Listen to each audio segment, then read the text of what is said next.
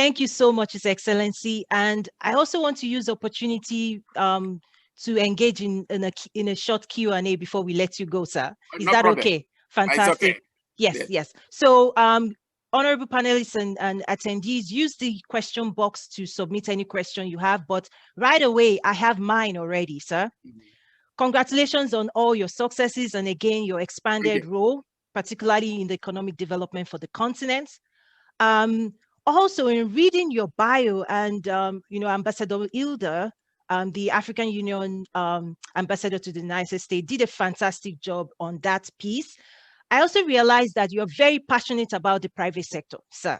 You know me, I'm always talking about the private sector. In fact, what I like to say about our platform is it is private sector led, but policy supported. Because I believe the future of Africa, the private sector needs to be more empowered. That's my passion, and you know that already, and that's why I can say that publicly. So I realized that you have the Afro Champions, and also in your bio, you facilitated mobilizing the private sector in the African Business Council. The question I have for you, sir, as a strategic partner is, how can we mobilize similar platforms within the diaspora to mobilize our resources for effective transformation on the continent? What would you advise me? Thank you very much. It's a Yes, very good question and very strategic. The best is that you organize yourself as the African Diaspora Business Association. You can have a better name, Business Association. And when you have decided to incorporate yourselves, you can call for an inaugural meeting of that gathering, and I'll be there to give an address, and even the ambassador can also give an address, and maybe we could even invite somebody from the US administration to also give an address. After that, we leave you to do two prime things. One, you decide to come up with an interim executive to map out a program of work for the association. And two, you decided to come up with the articles of agreement, because every association has some legal provisions. And you agree on a timetable. Normally it's about 1 year to finish the work. It can even be done earlier. Then when you have done that, then you can have the second meeting where you report to the broad membership the work we have done. And if they approve the legal instrument, then you go to the next stage of electing a substantive executive committee. The duration will be in the articles of agreement. And of course, there will also be the headquarters of that association. And when you have done that, now you come to the next stage, which is to formally write to us for my attention, Commission for Economic Development, Trade, Industry, and Mining, that want to enter into a memorandum of understanding between the African Union and the African Business Association, or whatever we call it. And I can assure you that I'll work with our legal team to ensure that we do this without losing any time. That's the roadmap. I love it. I love it. Oh my gosh, this is fantastic. This is amazing. Similarly, on the US side, like sir, a lot of the work we do is outside of Washington, D.C. For a reason. Because as we're talking about economic development, I like to say it's actually at the local level in cities in the US. And later on Friday, we'll actually feature a city that has really embraced Africa and Africans. This is Chicago. But also, last year we featured the chairman of the US Council of City Councils. So what key message, sir, would you share with the American, and beyond just America, the business community of foreigners in terms of how they can participate and organize themselves as well? Well, I think the starting point is to have a lot of faith in the African market. Historically, we have been called a hopeless continent, but all of you spoke earlier than me.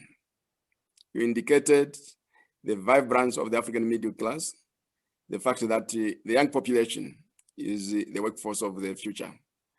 And the chief executive officer of Walmart also re-emphasized those points. So there is need for people to really see the brighter prospects of Africa and what it can offer. And I indicated in my speech that we are working with the International Finance Corporation, the European Union, among others, to set up the Alliance for Entrepreneurship Development in Africa. This is aimed at de-risking the market. So I would invite our colleagues really to show greater interest in Africa.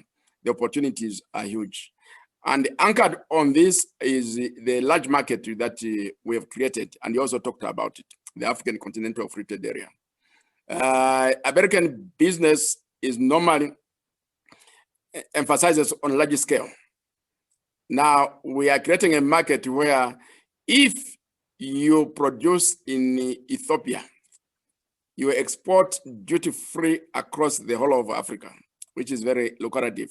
So the opportunities are very, very, very vast. And if they want us to have regular engagement, like I'm having an engagement with you this afternoon, we are available.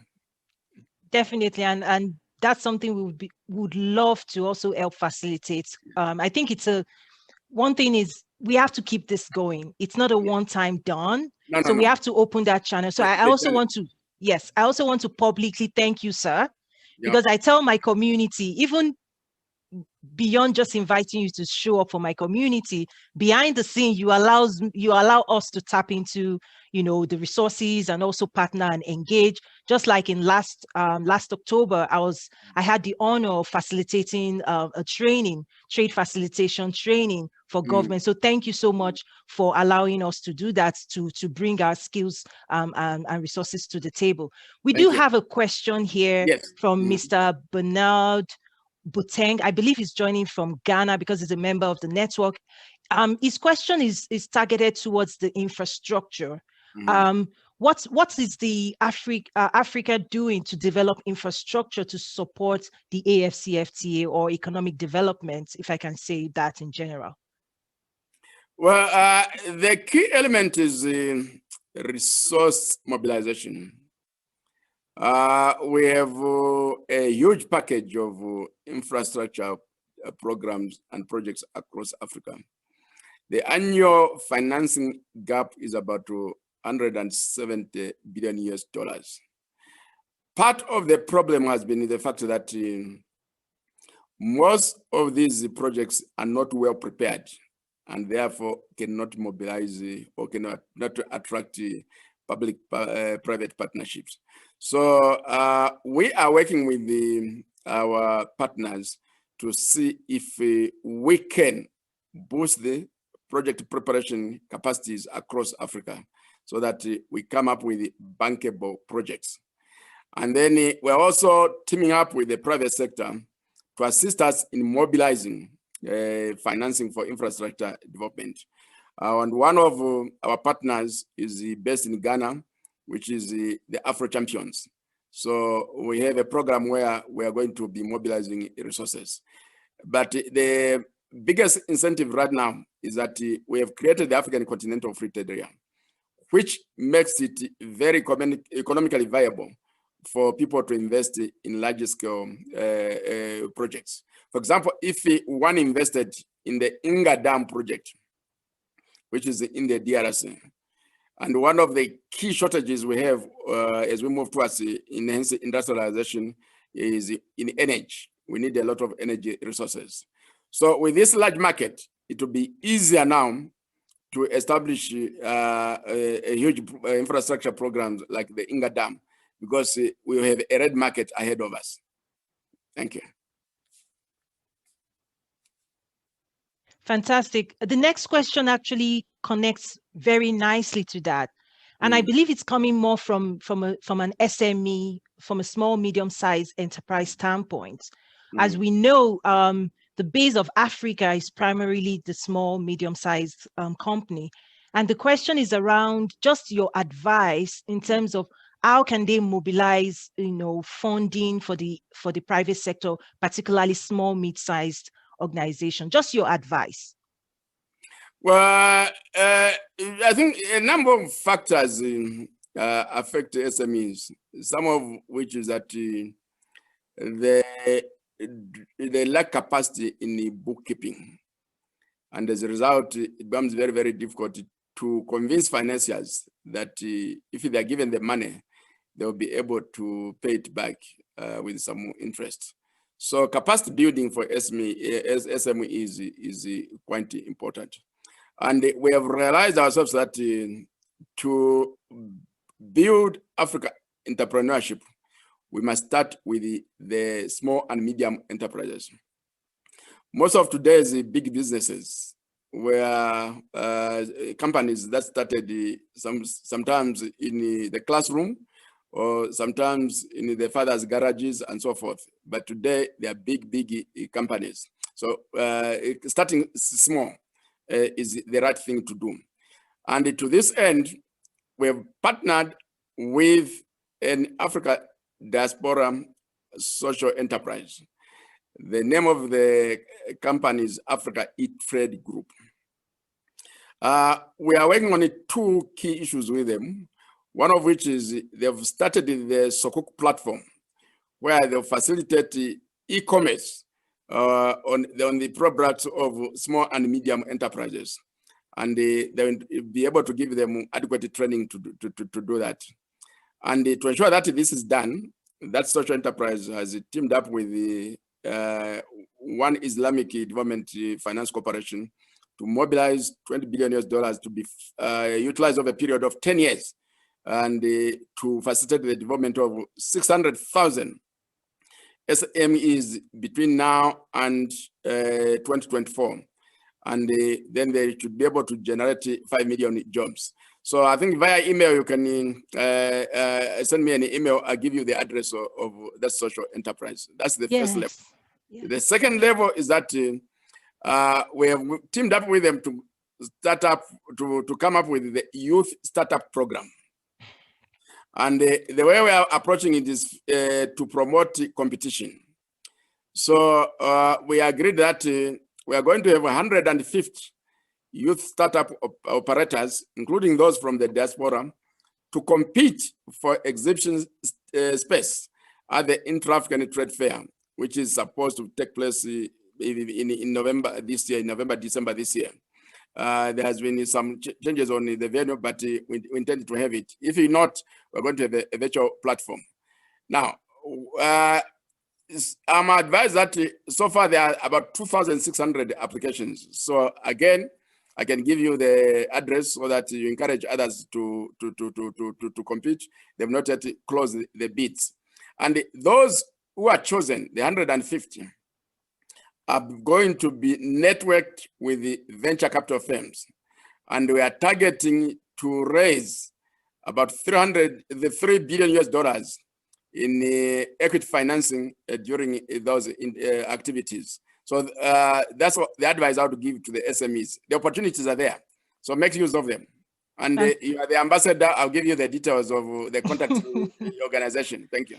Yes. In fact, now that you're saying it, I think I'm already plugged in. He's based in Canada, right? Yes. The secretariat in Ghana. I don't need to give you the address, yes. You just already secretary the address to the interested parties. Yes. Yes, we met, we had a conversation. The secretariat in Ghana introduced us, and we had a very, very frank conversation, and he did share everything you're saying. You know him. Yes. He's an elder, and I appreciate that. But definitely, I think you bringing it up definitely also calls my attention back to that. That is something I need to bring to my community. Yes. Fantastic. Thank you. There's a question on agriculture. Professor Nimrod, he says, what is the one thing that you would like to change to advance agro industry across Africa?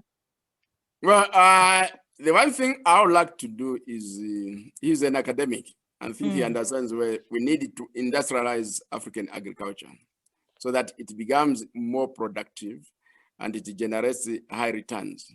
And certainly, I'm going to get in touch with him so that I can also link him to our Department of Rural Economy and Agriculture so that we work together to ensure that we improve the productivity of the African agricultural sector throughout the continent, because it's key to the development of agro-processing.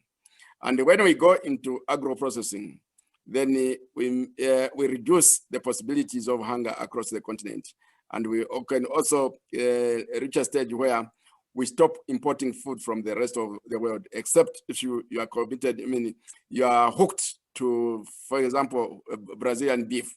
And so let me just have Brazilian beef instead of African beef today. But the dependence right now is that because there are no ready supplies within Africa. So let us develop the African agriculture sector so that we supply the market with the agro-processed goods. Thank you. Yes, this is what happens on the Trade with Africa Business Summit platform. Professor Nimrod, you just got yourself the continent, to embrace the work that you do. So I'll make that happen. I'll make that introduction. Fantastic. Thank you. All yes. Right. Okay, sir. I want to move into a space that I'm so passionate about, AGOA. Yes, go ahead. Oh my goodness. I think I can publicly share now the work I've been doing behind the scene for over 2 years. We've had opportunities from major buyers. I'll just give a funny example. But one of the buyer who is a friend of mine was like, Toyin, I hear you talk about trade with Africa. Does Africa have Christmas ornaments? We're getting ready to buy for this Christmas season now. I was like, I'll be right back. So, sir, just very transparently, capacity. One thing that we've had to do, we've started training, started coaching, because personally, the work I used to do was, the infrastructure of global sourcing. And a lot of times people talk about, there are middlemen that come into the African market today. They buy raw, they export, and then they push it into the international market. And my challenge to everybody really is if you would like to eliminate the middlemen, you have to be ready to take on the responsibility and the work that they do. Because the international market is not going to change its standards for anyone. So that's part of the key part of the work that I do, because I believe if we buy more from Africa, we can sell more to Africa. It's the will. And you've heard me say that, sir. So I just want to hear you. Where do we stand with AGOA? Like, how do we accelerate AGOA adoption? I'm just throwing this as an open question, just to hear your thoughts on that topic. Well, the current arrangements on AGOA are still valid up to 2025, which is about 4 years from now. We have already started engagement with the US administration. We should have met last year, but the COVID disrupted everything. So not too long ago, the virtual meeting with the US Assistance Trade Representative, where we said, where do we take it from now? So we agreed that we should, before the end of the year, organize a ministerial meeting based on the documents to be prepared by ourselves, both the African side and the American side. And our ambassador in Washington, D.C. is going to be key in the production of those documents. And it will be out of that review where we'll be able to say, where do we stand? But the key problem is, there are two key problems on the African side. One is investment capacity. Very few African would-be suppliers cannot supply a market of 350 million consumers in the US. So we need to expand the investments across. And then the next issue is limited capacity to meet the technical standards that are required for the product to enter the market. And this comes under the broad umbrella of enhancing capacity to export across the world. So this is one of the key elements that we are working on. Certainly, it's a major problem, but we are working towards meeting that problem. Thank you. Thank you, sir. And tomorrow, actually, for everybody, we'll be having representative from the Prosper Africa team as well through our own engagement with them. There are about 17 US government agencies that supports trade with Africa. And tomorrow we'll be hearing from Mr. Bill, who will be sharing more in terms of the various key opportunities, exporting to US, exporting to Africa, investing in Africa, investing in US. So please look out for that as well. His Excellency, this has been an honor. Any parting words? You know, I'm still going to keep, you know, reaching out to you. You're welcome. Anytime, once you say come, I'll come running. Oh, it's such an honor, I'll not let sir. you down. Oh my God, this I'm a is strategic partner. So yes, rest sir. assured that I'll always be there to support you. Oh my gosh, this public vote of confidence in our work is just, You deserve it. I cherish it. You Thank deserve you. it. Oh, All right. Thank you, sir. Thank That's you. it. Bye-bye. Thank you so much. Thank you to your team in All right. Accra. Thank you to Mr. Terek, Ambassador. Thank you. Ambassador Hilda, do you want to say anything, please? Unmute, please. This is your floor. Unmute, ma'am. We need to unmute you, ma'am. Okay. I just would want to say this is confirmation of Look Africa. And when the Commissioner Muchanga speaks, know that there's business there. So it's time to run to Africa right now. And we really have to ensure we make our youth get to a certain level. And they are the future of tomorrow. And with this population boom, it's Africa way. Look Africa. Thank you. Fantastic. Beautiful words, ma'am. Such an honor. And thank you to Mr. Terek for also helping to facilitate this. Such an honor. Thank you. Thank you. Bye-bye. God bless you. Bye, sir. God bless you, sir. God bless you.